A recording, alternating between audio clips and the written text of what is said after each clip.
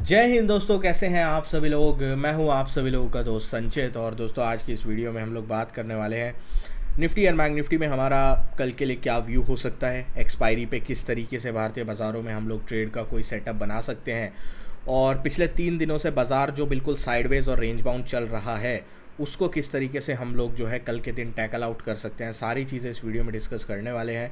तो दोस्तों, वीडियो शुरू करने से पहले चैनल को सब्सक्राइब कीजिएगा, बेल आइकन को दबाइएगा, और इस वीडियो का लाइक ही हम रखते हैं लगभग 1500 लाइक्स, जो कि आप पूरा कर ही देंगे। तो चलिए अब ज़्यादा टाइम वेस्ट ना करते हुए वीडियो को शुरू करते हैं। देखिए, सबसे पहली चीज़ हम लोग ग्लोबल मार्केट्स के बारे में बात करते हैं। ग्लोबल मार्केट्स में सब कुछ बढ़िया ही चल रहा है यार। डाउ जो है, डाउ फ्यूचर्स अगेन 160-70 पॉइंट ऊपर है। नैस्डैक थोड़ा नीचे है क्योंकि उसके कंपनी का रिजल्ट आया है, जिसकी वजह से वो कंपनी जो है 15-16% नीचे है, तो उसकी वजह से नैस्डैक के ऊपर थोड़ा प्रेशर पड़ रहा है।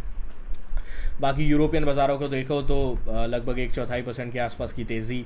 एशिया की अगर हम बात करते हैं तो वहाँ भी फ्लैट टू पॉजिटिव ही कारोबार दिखाई दे रहा है।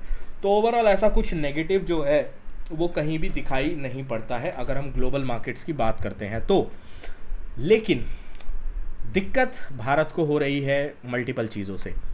सबसे पहले आरबीआई पॉलिसी की बात करते हैं। आज आरबीआई की पॉलिसी थी और आरबीआई ने जो रेपो रेट है उनको अनचेंज रखा। डिसीजन ठीक भी था। कल की वीडियो अगर आपने नहीं देखी तो डेफिनेटली चेकआउट करिएगा जाके। कल हमने इस चीज़ के ऊपर चर्चा भी करी थी कि आरबीआई जो है रेट अभी नहीं काटने के फिराक में रहेगा, क्योंकि ट्रंप कितना टैरिफ लगाता है, ट्रंप के कितने टैरिफ आते हैं, किस तरीके से आते हैं और किस हद तक आते हैं, उसका अभी किसी को आइडिया नहीं है। क्योंकि वो थ्रेट तो बार बार कर रहा है कि मैं इंडिया के ऊपर टैरिफ लगाऊंगा या तो तेल खरीद बंद करो, मैं इंडिया के ऊपर टैरिफ लगाऊंगा, तेल खरीद बंद करो। अब कितना टैरिफ लगाएगा इसका आइडिया कोई भी नहीं है।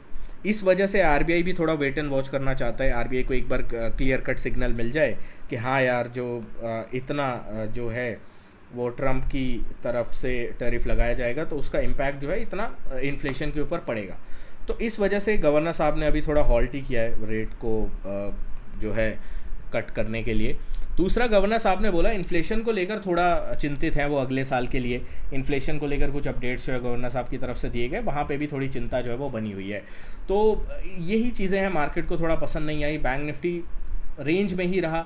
ऊपर की साइड जो, अगर आप इस बॉक्स को, ये बॉक्स जो हमने परसों बनाया था, इस बॉक्स को अगर एक्सटेंड करते हो तो अभी तक ये बॉक्स का जो लोअर पॉइंट ब्रेकडाउन हुआ था अभी हाई पॉइंट की तरह बना हुआ है, और हाई पॉइंट रेजिस्टेंस की तरह बॉक्स जो है अपने अंदर आने नहीं दे रहा किसी को। भाई नहीं, एक बार तो निकल गया, अब नीचे ही रहे। तो थोड़ा साइडवेज चॉपी है। लेकिन आज एक बहुत इंटरेस्टिंग चीज़ है जो मैं शेयर करना चाहूँगा आप लोगों के साथ। अगर आप ऑप्शन प्रीमियम्स देखो तो बहुत हाई है। मतलब मेरे को याद नहीं आता लास्ट टाइम एक्सपायरी वाले दिन कब इतने, एक्सपायरी से एक दिन पहले कब इतने महंगे प्रीमियम्स मैंने देखे थे। 200 से 250 पॉइंट दूर के कॉल और पुट आपको 15-15 रुपये में दिखाई देंगे। एट द मनी आपको 50-60 रुपये, एट द मनी जो है आपको 50-60 रुपये दिखाई देगा। ठीक है, तो बहुत महंगे प्रीमियम्स हैं। इसका मतलब मार्केट मूव एक्सपेक्ट कर रहा है। अब वो मूव जो है आपको गैप अप के थ्रू, गैप डाउन के थ्रू आता है। वो मूव आपको ये जो ट्रिपल इनसाइड बार बनी हुई है निफ्टी में, लगातार 3 दिनों से जो है निफ्टी एक रेंज में बंद हो रहा है, इस रेंज के ब्रेक डाउन होने पर मिलेगी, वो देखना होगा। दूसरी चीज़ जो डोनाल्ड ट्रंप की तरफ से आ रही है, आज रशिया और यूएस के बीच में बातचीत का सिलसिला चलेगा।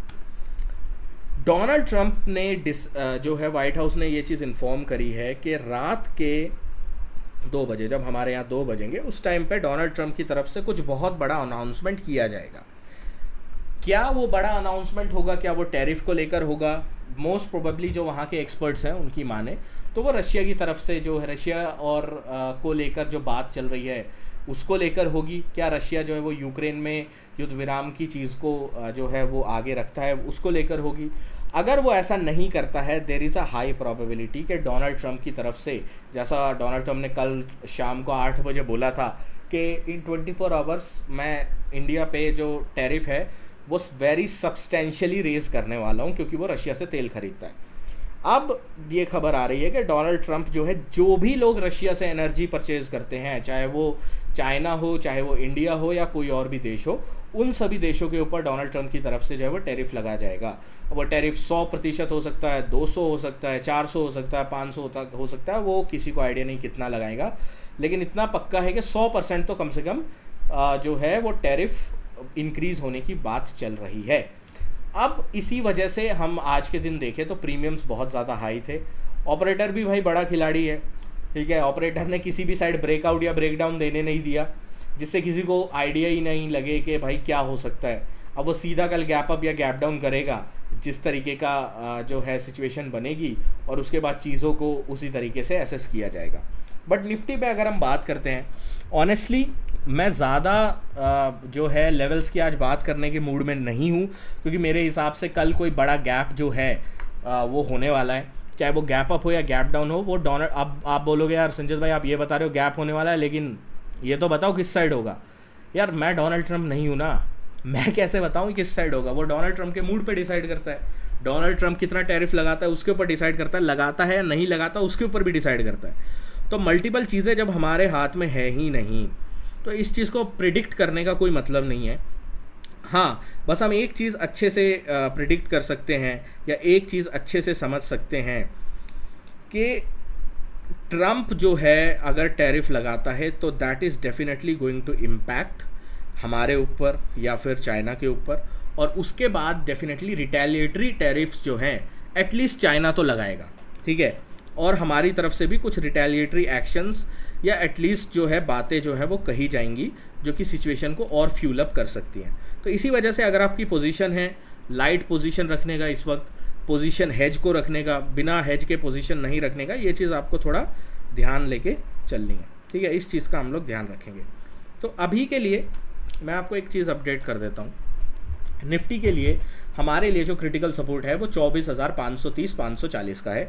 कल भी हमने इसी सपोर्ट लेवल की डिस्कशन किया था। आज के दिन पूरे दिन इस सपोर्ट लेवल पे बाजार रहा और नहीं तोड़ पाया।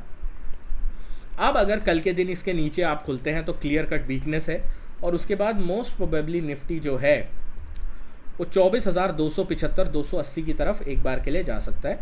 ये चीज़ क्लियर कट दिखाई दे रहा है।